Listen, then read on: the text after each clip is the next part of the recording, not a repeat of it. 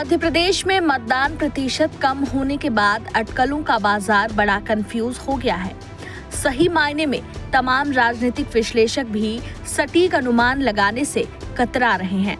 इसके पीछे की एक बड़ी वजह यह है कि जब तमाम राजनीतिक अनुमान पिछले 10 सालों में लगे, तब तक ऐसे उलटफेर हुए कि अब राजनीतिक पंडित भी थोड़ा सा सेफ साइड चलना चाहते हैं।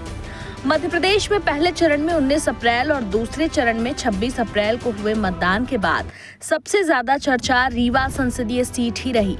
मध्य प्रदेश के विंध्य क्षेत्र की ये संसदीय सीट चर्चा में इस वजह से आई क्योंकि यहाँ पर वोटिंग प्रतिशत 50 से भी नीचे चला गया।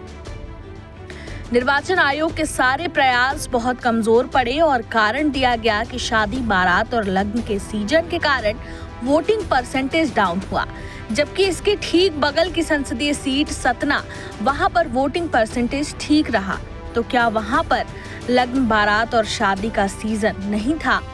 विंध्य क्षेत्र के रीवा संभाग में 3 संसदीय सीटों की अगर चर्चा की जाए, जिसमें रीवा, सीधी और सतना है, तो रीवा संसदीय सीट में वर्तमान सांसद जनार्दन मिश्रा के सामने सिमरिया विधानसभा सीट से कांग्रेस विधायक अभय मिश्रा की पत्नी, जो पूर्व में सिमरिया विधानसभा सीट से विधायक रह चुकी हैं, नीलम अभय मिश्रा मैदान में थीं। इस क्षेत्र के चुनाव में सबसे खास बात यह थी कि विपक्ष में बैठी कांग्रेस ने यहां पर चुनाव को बहुत लोकल बना दिया। सांसद पर आरोपों की झड़ी लगा दी, 10 साल का हिसाब मांगा, संसदीय कार्यकाल में भ्रष्टाचार के आरोप, इन सब मुद्दों पर इस संसदीय सीट में चुनाव लड़ा गया। बीजेपी की ओर से एक नैरेटिव सेट करने की कोशिश की गई कि देश का चुनाव है, प्रधानमंत्री नरेंद्र मोदी को प्रधानमंत्री बनाना जरूरी है, इसलिए रीवा सीट भी जिताना जरूरी है।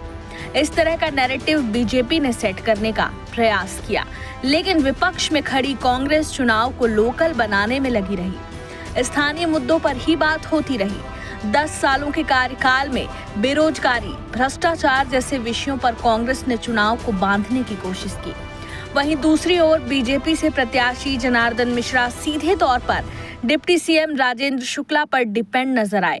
इसका सबसे बड़ा कारण यह था कि डिप्टी सीएम राजेंद्र शुक्ल का गृह जिला है रीवा, और यह बात जग जाहिर है कि उनके प्रयासों से ही पहली बार जनार्दन मिश्रा को टिकट मिला था, दूसरी बार टिकट मिला था और तीसरी बार भी उन्हीं की सहमति पर यह टिकट मिला।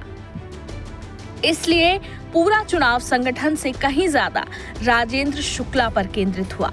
लोकसभा चुनाव में रीवा संसदीय सीट में राष्ट्र से ज्यादा रीवा संसदीय सीट के अंदर के मुद्दे प्रासंगिक रहे। हालांकि इसको लेकर चर्चा यह भी रही कि कांग्रेस प्रत्याशी नीलम मिश्रा के पति अभय मिश्रा के चुनाव लड़ने का तरीका थोड़ा अलग रहता है। वे अग्रेसिव कैंपेन करके चुनाव लड़ते हैं। सीधे देखा जाए तो 1 महीने का समय कांग्रेस को इस सीट पर मिला था और 1 महीने में ना तो उन्होंने किसी राष्ट्रीय नेता की रैली करवाई, ना राष्ट्रीय मुद्दों पर चुनाव को लेकर जाने की कोशिश की। उनका पूरा फोकस था कि स्थानीय मुद्दों पर ही चुनाव हो। शायद उनको अंदेशा था कि अगर चुनाव नरेंद्र मोदी पर केंद्रित किया जाएगा तो नैरेटिव चेंज हो सकता है, इसलिए चुनाव को स्थानीय बनाया गया। इससे इतर भाजपा के प्रयास थे कि राम मंदिर, धारा 370 और प्रधानमंत्री नरेंद्र मोदी पर केंद्रित चुनाव को बनाया जाए। इसके लिए कई बड़ी जनसभाएं भाजपा ने आयोजित की, जिसमें राष्ट्रीय अध्यक्ष भाजपा जेपी नड्डा, केंद्रीय मंत्री राजनाथ सिंह और प्रदेश के मुख्यमंत्री, पूर्व मुख्यमंत्री की कई सभाएं रीवा में कराई गई। लेकिन इस दौरान कई बार ऐसा लगा कि ऐसे तमाम बड़े नेताओं के दौरे के बाद भी चुनाव ग्लोबल नहीं हो पाया, बल्कि लोकल ही बना हुआ है। वहीं कांग्रेस के प्रदेश अध्यक्ष जीतू पटवारी सहित कुछ बड़े कांग्रेस लीडर यहां आए, जो प्रदेश के ही थे, और उन्होंने स्थानीय मुद्दों को ही सामने रखा। संविधान बचाने का मसला तो उठाया, लेकिन सबसे ज्यादा फोकस जनार्दन मिश्रा से सवाल पूछे, 10 सालों का हिसाब मांगा। कल्पनीय है, एक निष्क्रिय सांसद और एक सक्रिय जनप्रतिनिधि के बीच का चुनाव है, और मैं मानता हूं कांग्रेस भारी बहुमत से रीवा में जीतेगी। बीजेपी के नेता इस बात का भी तर्क देते रहे कि देखिए, देश का चुनाव है, यह कोई सरपंच का चुनाव नहीं है। स्थानीय चुनाव नहीं है, लेकिन पूरे चुनाव के दौरान ना तो कांग्रेस प्रत्याशी नीलम अभय मिश्रा और ना ही उनके पति अभय मिश्रा देश की बात नहीं कर रहे थे। यानी देश के बड़े मुद्दे से इतर वह रीवा संसदीय सीट की बात कर रहे थे। सांसद पर आक्रामक थे। वोटिंग प्रतिशत गिरने के बाद ना बीजेपी को समझ में आ रहा है ना कांग्रेस को।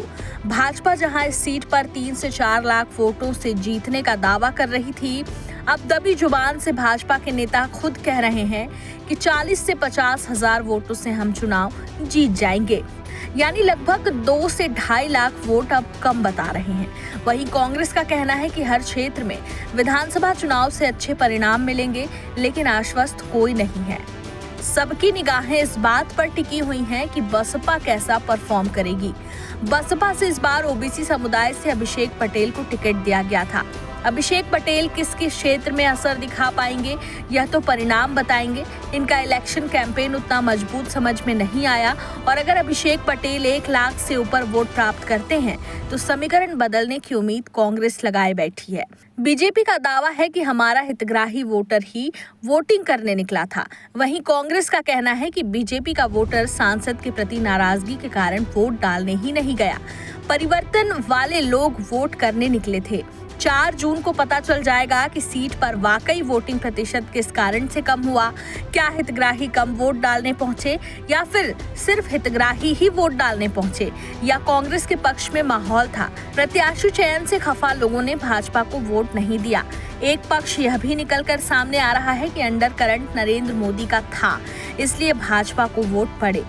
वहीं कहीं कहीं यह भी चर्चा थी कि जीत बीजेपी की होगी, इसलिए बीजेपी के वर्कर ने मेहनत नहीं की। वहीं कांग्रेस के कुछ लोग विधानसभा की हार की हताशा से वोट डालने ही नहीं गए। इस बात से इनकार नहीं किया जा सकता कि रीवा बीजेपी का स्थापित गढ़ बन चुका है। रीवा लोकसभा के अंतर्गत आने वाली 8 सीटों में सिर्फ 1 पर कांग्रेस है, इसलिए बीजेपी कॉन्फिडेंट लग रही है। इन तमाम पहलुओं पर विराम 4 जून को लग जाएगा, जब यह तय होगा कि आखिर रीवा की जनता ने अपना सांसद किसे चुना है।